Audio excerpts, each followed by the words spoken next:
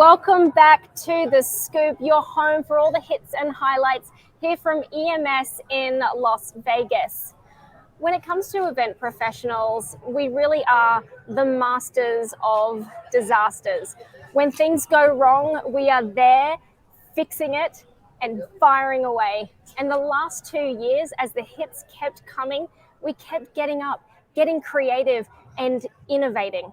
Today, our guests are here to talk about how we've changed, how our teams have changed, and how we all need to think about the future talent and our workforce so that we can not only survive, but thrive on change. We are joined today by our very special guests and distinguished panelists. Starting over here, we have Katrina Kent, Vice President of Meeting Management and Event Strategy for Liberty Mutual Insurance, Emmanuel Gotsis, Head of Global Experiential Marketing for Webex Cisco, and Charlie Eder, Head of Global Events and Experiential Marketing at Yahoo. Welcome to The Scoop. Thank Thank you. Excited. It's very exciting to have you here. Starting with you, Emmanuel, when we think about keeping morale high, we went through some really dark times, and our industry is all about that human connection. How did you keep people connected and keep their hearts in it? I think you hit the nail on the head when you said human connection. Before the pandemic, I think we were all guilty of just getting so busy, so wrapped into our jobs and traveling. I mean, we were talking about travel before. I was on the road every month. You lose your human sense because you get trapped into a routine. You get almost habitual in your approach to work.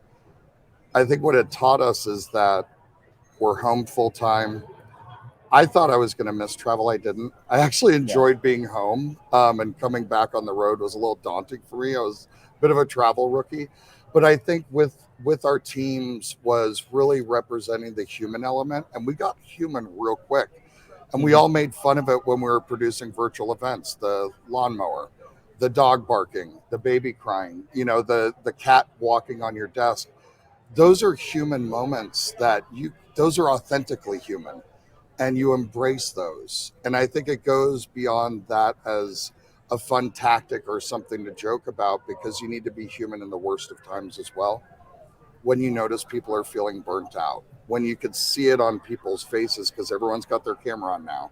So noticing and taking that special time when you're in your team environments or team meetings and checking in with each other. And it doesn't always have to be about work. I know you mentioned that a couple of times in our previous panel, where check in on things that are not about work all the time. And this is not the go-to virtual happy hour that most people don't want to do at 4:00 on a Thursday. They're actually done with everything. So check in with your teams, be authentic, be empathetic, and be human, I think is how we've been approaching it. And I think that's been showing results because everyone's exhausted. Everyone's tapped out. So I feel the human element has really brought people back to center to some respects. I was just going to say too, and you said something on the last panel that was really good about just asking how people were and then how you can help. Yep. And so to even just open that conversation. So it could have been things like, I can't see because I'm working off of this small computer and I'm not used to doing that in a remote environment. Okay, so I can help by getting you a huge monitor at your desk, right? And so it was like just having that open human conversation with folks during that 2 years, I think was really nice. I think it makes all the difference. We're so used to jumping into meetings. You have your list, you're ready to go. I got my, and we're like attacking immediately. Hi, how are you? Oh, I'm fine. All right, so today we have to, because we're all type A. And we implemented something called what you packin'. When we would start a meeting, we would start with what you packin', and everyone would go around the room and what are you coming into the room with today? Before we start this work conversation, what are you bringing as a human being? So it's been good. People have worked together for many years, learned a lot about each other. Real quick. Yeah. Well, real quick as well, because these cameras are windows into our home. I was speaking with one of my colleagues, and we had this conversation where think about how long it would take you to invite someone to your house. And now all of a sudden, every single person that you meet with is in your house. Yeah. They're meeting your pets. Or they're your meeting your daughter's children. bedroom. Or you know what I mean? It's like Yeah. I mean, I think if anything, I'd like to think I'm a very authentic person, and so I think that has brought a level of authenticity to the conversations that I actually really appreciate. Because, like you said, you aren't then just attacking work, and you aren't just hitting your agenda, but like I didn't even know things about people that I'd worked with for so long, and so I actually like that because I feel like it makes us feel like we're actual human beings, all dealing with the same thing. So I've actually appreciated that aspect of it. It's kind of funny. You just kind of triggered a thought in my head of you could tell a lot about a person by their background. Yeah. Like that saying just went off in my head, and I was like, that's kind of true. Whether it's good or bad or indifferent, you could tell a lot of person. I don't know. That's just super interesting now that I think about it that way. Like psychoanalyzing everybody. Oh, of course, yeah. of course. Why do certain people have intentional, what do they call them, Easter eggs or whatever's in their background, or you know what I mean? It could be completely theatrical, or some people just don't care, and they are literally sitting in their daughter's bedroom. And I always ask her, I was like, so how upset is your daughter with you that every morning you come in there and it's daddy's workroom for the next 8 hours, and they're like, I don't want to talk about it. And people are, coming in to get things in the background. Oh, and everything. for sure. And now you've got cameras that move with you, or they go wider if another person enters. Not great. Yeah. Not great. Especially, I call it the. Well, you must have fancy Webex camera action happening. Maybe. Yeah, but no, I was calling it the. I don't know if this is inappropriate or not, but I call it the COVID mullet. Your business on the top, pajamas on the bottom. It's a thing. But with these new cameras and stuff, you kind of can't get away with that as much. You can't get away with it as much. I really like the deep message and everything that we've talked about so far is this empathy and authenticity. Yeah. We read a lot now in Forbes, and they're talking about empathy as the number one best leadership trait. And I think how amazing it is about how we've all been propelled forward to this place where we've had to become something, and what a great opportunity is for everyone as a leader. When we think about the new skills for the new teams, empathy, how do we feel about empathy, and what are the other skills that we're looking at? Let me start with you, Katrina. Well, just to build on what you're saying, empathy is definitely at the top of the list. And empathy, one of the things we talked about earlier today, not in our session, but one of the previous ones, was around how empathy actually spurns innovation. So when we start in a place of empathy, whether it's having empathy for the customer, the client, the event attendee, or the people that we're working with, it naturally puts you in a much more innovative mindset to start with. And so instead of coming at things with solutions already, you come at it with curiosity to learn more about whatever it is, the person that you're trying to create this wonderful experience for, the personas, and starting from that place of empathy sets you off on a different path in a different way that I think is really interesting. Yeah.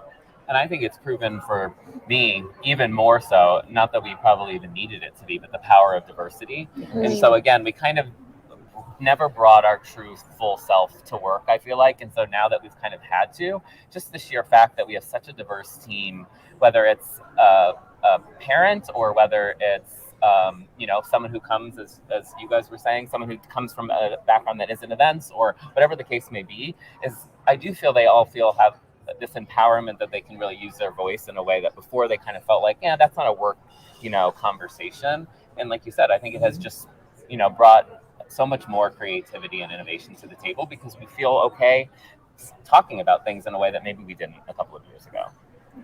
Yeah, I think everything that we all just said, and I know in our panel we talked about patience, but hearing what you all just talked about and the way you framed the question, it made me realize that one, we have to be okay to make mistakes. Mm-hmm. And that's something before the pandemic, maybe we lost a little bit of that perspective because we're all perfectionists and we want to be perfect at what we do. And I think our leaders and our executives and everyone expected that of each other for the events industry, the pandemic, we weren't ready. Our version of a virtual event was live streaming a video on a website, a keynote, simulcast. That was a virtual event. A lot of us got it wrong. A lot of us broke stuff. A lot of sites went down. We had no idea what we were doing. Did we get better? But yeah, now maybe we're in our junior year. Maybe we're really getting it well, and now we're going to pivot to hybrid. That's wonderful. But I think out of that, what I really loved personally that came out of it was vulnerability. And I think empathy, of course, yes, and that's a very sexy term now, and it should be. Patience, yes, but the vulnerability aspect, because we're just talking about, by virtue of your background and where you're working from, you're being vulnerable. You're in your home, you're in your home office, you're in your daughter's room, whatever it ends up being, that's vulnerable. And then the ability to you're on camera all the time. You're not just on a conference call and being a human outside of this device you're talking to. And that's one thing that I've found has gotten more and more real, is being able to tear up because you're upset about something. You got triggered by something, a family situation or whatever, but you're in your home. So that's real and it's vulnerable. And making that space to talk about those things, and actually pausing a meeting if someone is triggered about something and walking through it, and it doesn't have to be work related. I think that's the human element that I think that has come out of all of this, that you wouldn't see in a meeting room on campus somewhere, because you always have your best foot forward. Now they can see. And I think that's one thing I hope sticks. I love that so much. And I really personally believe that the strongest teams are forged in fire. And what each of you is describing with this authenticity, this vulnerability, this empathy, is creating psychologically safe spaces. Yeah. And as leaders in the industry, what advice do you have? We've heard vulnerability here, making it safe for people to make mistakes. Can you talk a little bit, and let's start with you, Charlie, talk a little bit about how can we role model this? What can we do to make it stick? Yep. I mean, I would just say it really does start from the top, right? And so I will freely admit that I didn't know what I was doing. I'm not good at technology. I needed help through everything over the last 2 years, and admit when I'm wrong or that I made a mistake. It really does start from us, and then everyone else feels like they have that openness to be able to admit a mistake. I think the other thing as I think leaders of a team is also being willing to, go to our stakeholders, go to executives, and make the case that everything isn't going to be perfect, that we're learning. And so I think being able to set those expectations a little bit, have the team see that we're fighting for them. We are setting expectations with leadership. Maybe it won't go perfect, but we're kind of taking a risk here. And so I think opening that space for those conversations, I think both as a leader and then as, just again, a human to the team, I think them being able to see that, hey, I was just as stressed and nervous and, scared as they were, I think was helpful, as opposed to me coming in and thinking like I knew everything, because I didn't, and I hope that was helpful for them. That's really, really great. And what about you, Katrina? I think that one of the things that you just said reminded me of something, and that something was just went out of my head. So Do you want to go? yeah, you go, because I just went out of my head. No, that's fine. See, we all get, that's what we are. We're human. Yeah. I think for me, it's set your terms. And we talked about this before, about how you're going to work. Because even more now with virtual, everything we just talked about, it is so easy for you to roll out of bed. Maybe you're going to take a shower today. Maybe you're going to not. But to get online right away. Before you know it, it's lunchtime. You probably forgot to eat, which I would. Mm-hmm. And then before you know it, it's, the sun's going down and I have not left my desk all day. And we'll get into that habit, and humans are habitual animals. We'll get and think that's normal. And it becomes normalized to just sit in that seat for hours and days and weeks and now years, and you feel like that's the new normal for you. You got to set terms on how you're going to work, when you're going to work, and how you're going to approach work. Because if you give 24 hours, 7 days a week, they'll take. People will just take as much as you're willing to give. So if you don't set terms, no one will. Mm-hmm. So whether that's And this isn't the 10-minute meeting free window every hour. Mm. No, sorry. But this is, I'm going to start work at this hour. I'm going to take and block lunch on my calendar or an afternoon break, or I'm going to not work past 4 o'clock. Obviously, work with your managers, work with people that you don't just do it and expect people to be okay with it, but be okay setting terms around how your human life and existence is going to interact with this profession you've chosen to do, and make those terms your what you fall back on, what you hold near and dear. And I think people will be empathetic and appreciate that about you, and what you're doing in your work. Those are really great strategies on how to thrive in this new normal. There's a bit of a saying, it's been attributed to a bunch of different people, but it's that when one door closes, another one opens. But for many people, we spend so long looking at that door that's closed that we miss that new opportunity. And I know that we keep talking about when things go back to normal, What are some of the new opportunities that we could be open to? Katrina, talk a little bit about that. Yeah, we've talked a little bit about this earlier as well, and I think one of the things that's really key is having the openness to tapping into those universal skills that don't necessarily have to do with your day-to-day work, and cultivating that. So whether it's like, I'm cultivating my growth mindset. I know how to be a part of a high performing team. I'm learning how to better manage people. I'm learning. The more that you're able to kind of learn and tap into those universal skills that can sort of apply to any role, I think that makes you more confident and more powerful in anything that you're doing. And that it's something you can take, because the ebbs and flows are going to happen no matter what. It's just this is the new normal. We are in it right now. Yeah.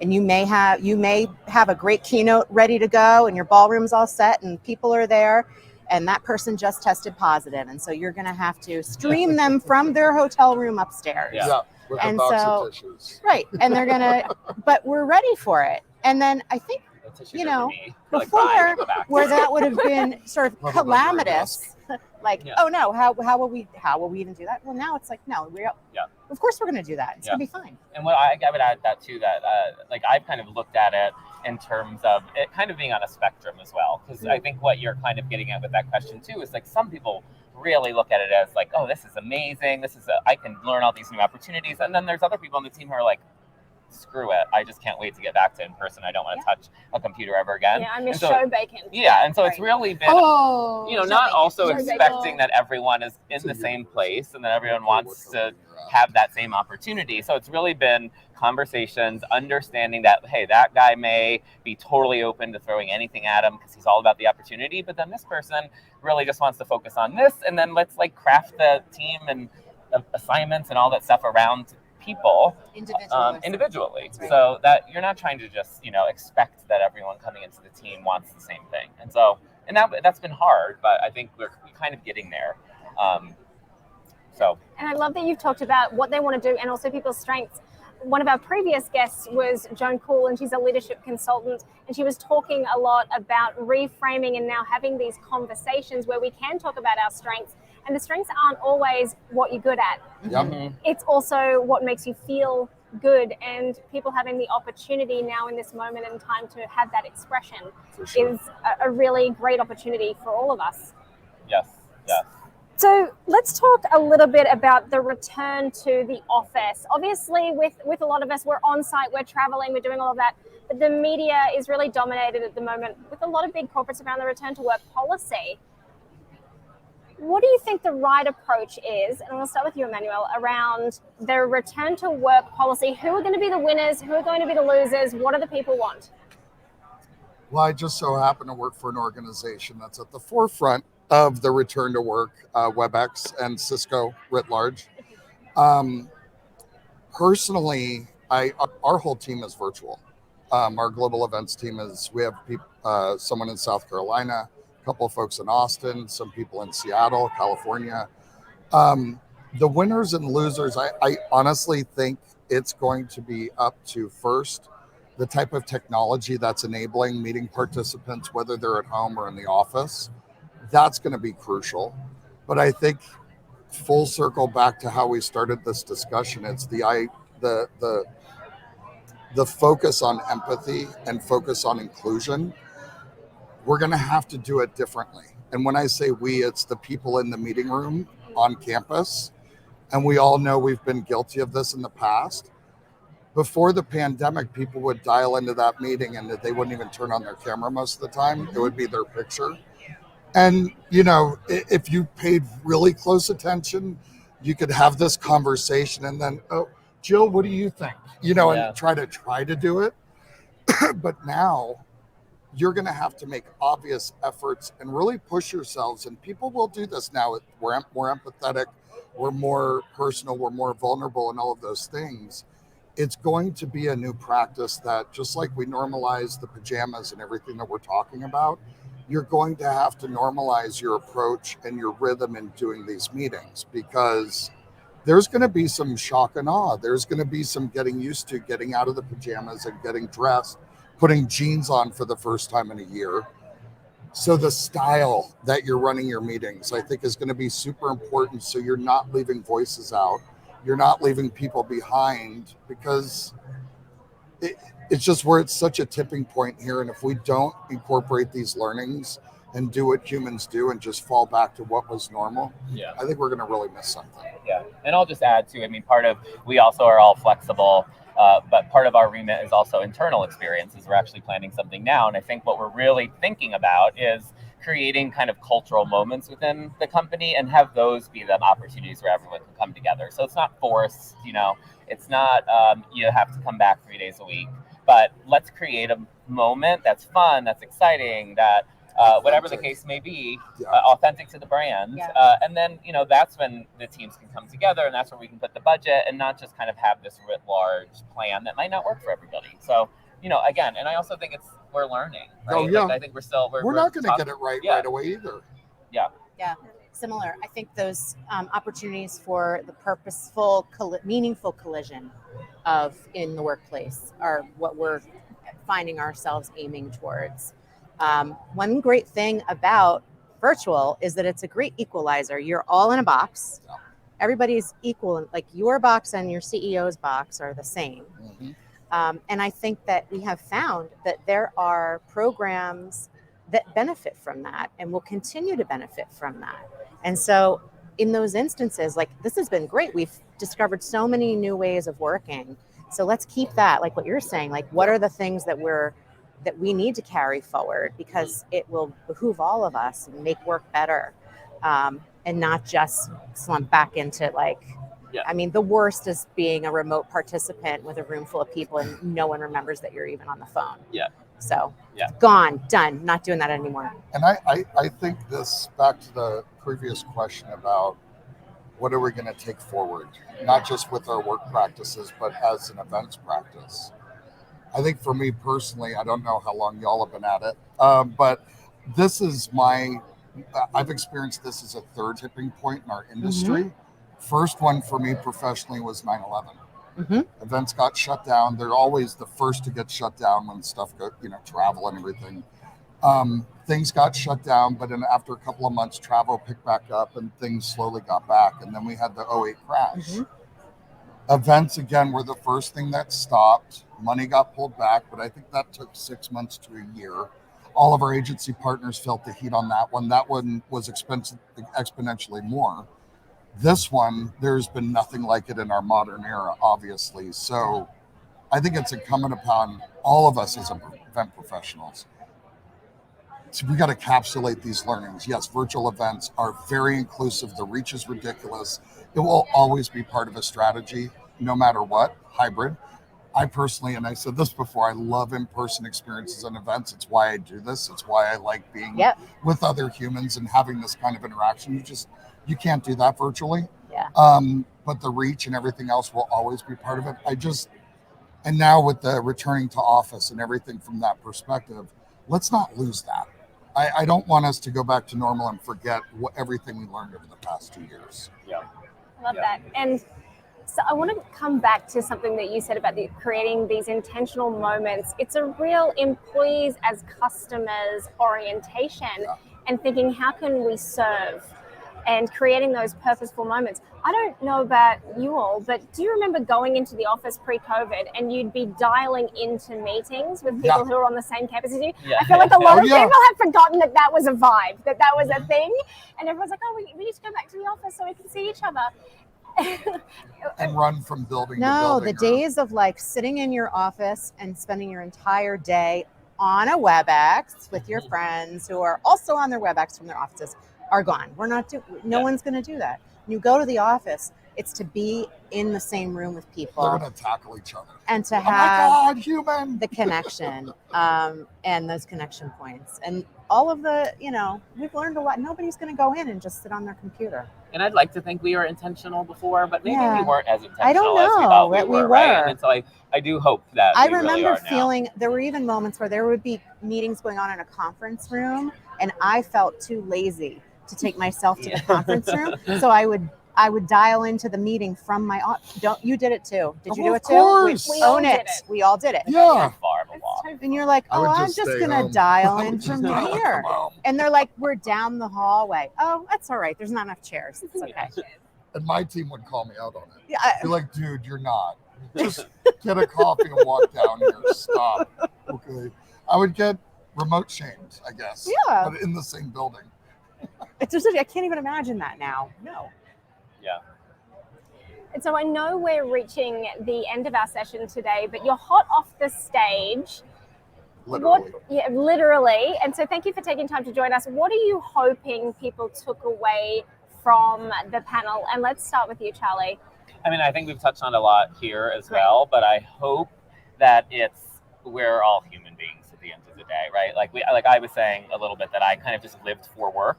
And I think I've really realized that there's just so much more to it. And so I really hope I'm imparting that on people I work with, on my team. And so we have talked a lot about like empathy and all of that. And I hope they just took away, we're just tactically writing down these things that we're pieces of advice we may be giving them, but that, at the end of the day, there's a lot more to it than just, producing an event. And I love that our panel, we didn't do any go-to topics that are hot. We actually got into the, I really enjoyed that. And both of you. Be authentic, be vulnerable, and set your terms. I know, he keeps talking about set your terms. I love it. I feel like I need to do that. Once I did, game changer. Yeah. I sleep well at night. It's a game changer. Yeah.